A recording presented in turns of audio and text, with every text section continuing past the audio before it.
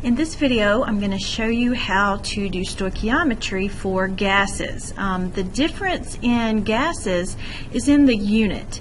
So if we read this practice problem here, we have this reaction to create water. How many liters of water can be made from 5 liters of oxygen gas in an excess of hydrogen? So the difference here is that we have liters. So you'll notice that I changed our box up just a little bit, and I put conversion factor here in the second row and our final unit. Now in this case, our final unit for both of these is liters. So I'm going to label my equation here. I'm looking for liters of water if I have 5 liters of oxygen gas. So I do my mole row the exact same way. Alright, so I've got my 2x, my x, and my 2x. Now my conversion factor. Remember Avogadro's law, where we have 1 mole is equal to 22.4 liters. If they don't tell us anything else, we're going to assume that we're at STP, and we can use this anyway. So for both of these, because they're both in liters, I'm going to put 22.4. So I'm going to use that instead of the molar mass. We don't have grams, so we don't need molar mass. So I'm going to follow my same steps then. So I get 22.4x here, and I get 44.8 times x here for water. So I'm going to solve for x just like I normally do. So I have 5 liters, which my final unit is in liters. So I'm going to say 5 equals 22.4x. So when I do that and I solve for x, I get that x is 0.223. Now always remember that x is in moles. So then I'm going to take my x and plug it in right here. So that's going to give me an answer of 10 liters of water. Okay, so because we're using the same conversion factors, we really end up getting just an easy comparison of moles to moles here. 1 to 2 ratio, we get 5 to 10 liters for water. Now let's see how that works if we have grams and liters together. So in this problem, our question says how many liters of water can be made from 55 grams of oxygen gas in an excess of hydrogen at STP. Alright, so I'm looking for liters of water if I have 55 grams of oxygen. So I have 2 different units here. I have grams and I have liters. So my conversion factors are going to match. So if I have grams of oxygen, I'm going to need my molar mass for oxygen. So remember that that's in grams. And if I want liters of water, I'm going to use my 22.4 liters. Alright, so my final unit, I'm still going to do 32x, and here I'm going to have 44.8x.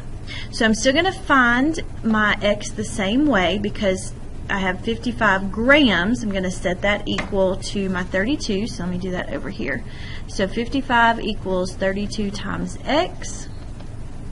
So I'm going to get an x value of 1.72.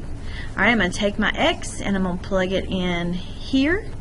And so when I do 44.8 times 1.72, I get 77 liters of water. So that is my answer right there.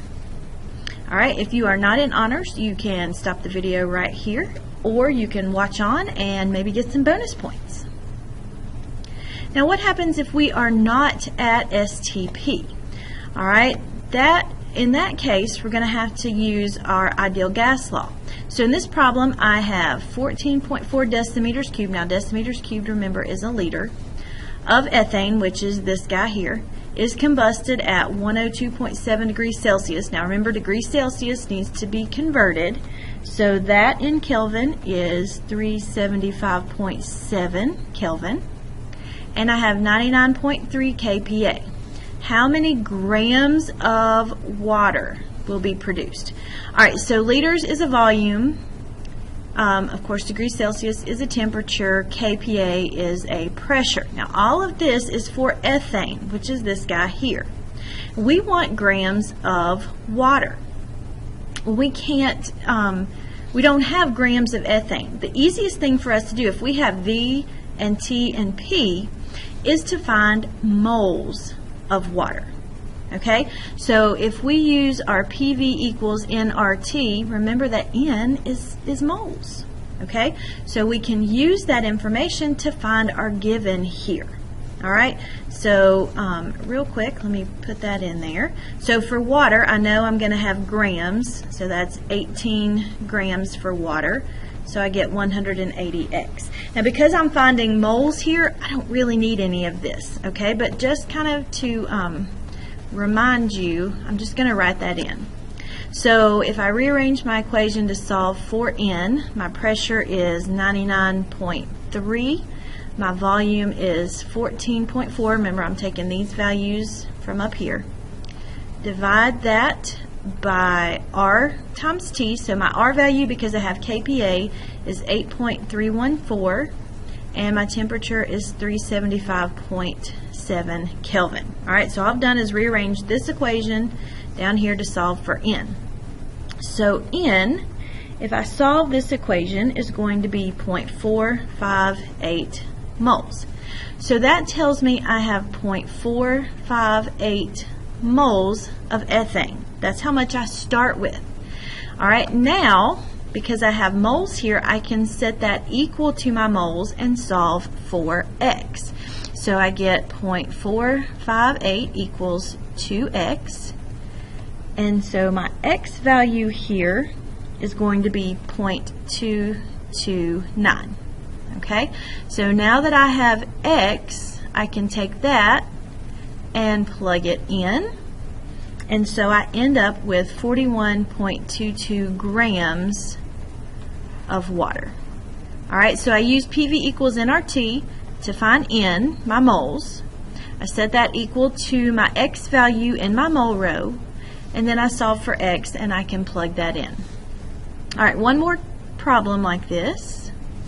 So if 34.6 grams of zinc are reacted with excess HCl at standard pressure, what is the temperature of the hydrogen gas? All right, so we're looking for temp of hydrogen gas if it occupies a 2-liter container. All right, so liters is volume.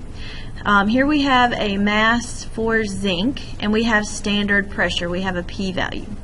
So we can go in and label. We have 34.6 grams of zinc. We're looking for temperature. Now, if we're looking for temperature, all right, that's going to mean we need some moles. All right, so if I do, if I do X there and X there, just like always, my conversion factor for zinc, because I have grams, is going to be 65.38. So I get 65.38X. Now for my temperature, I'm going to need PV equals nRT. All right, so I'm going to need to find moles and then rearrange my equation. So temperature is going to be PV over nR. All right, so if I solve my problem, I've got 34.6 equal to 65.38X. So my X value is 0.529. All right, and so that goes there. So X is equal to 0.529 moles. Now this is my N value. All right, right there for N. And then I'm given pressure and volume. Now standard pressure, I'm going to use 1 atm because I like using ones in my math. So what happens here, I'm going to raise this up, is temperature equals PV over nR. So my pressure value is 1 atm. My volume is 2 liters from the problem, see right here. Okay. And then over N, my N value here is 0.529. And my R value, because I'm using atm, I'm going to use 0.0821. So I'm going to solve this and I'm going to get a temperature of 46 Kelvin. So pretty chilly for that temperature.